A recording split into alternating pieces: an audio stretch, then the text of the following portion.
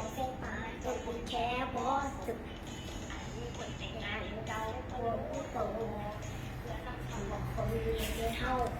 ใครต่อไว้แค่ดูซึ่งแล้วอย่างนี้ไปแค่นอนแต่อายอยากไปคืนกลับมาใจไม่เบิดแล้วใจจนกลัวกลัวตัวที่ออกไปเป็นที่กองไฟน้องของแกงน้องหมักน้องมองแปงน้องเงี้ยน้องเงี้ยชีวิตถึงพอคนที่เขาเป็นผลิตเป็นกองแล้วน้องของแกงเลยน้องแรงมากน้องของแปงน้องเงี้ยชีวิตเธอ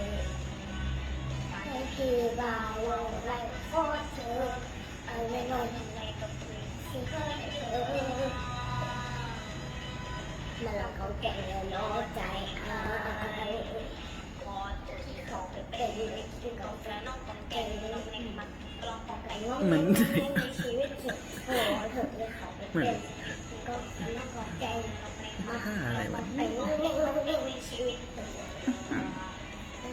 คือบ่าวอะไรของพ่อเธอตั้งใจน้องสิเคยเธอเราเก่งหนอใจอาย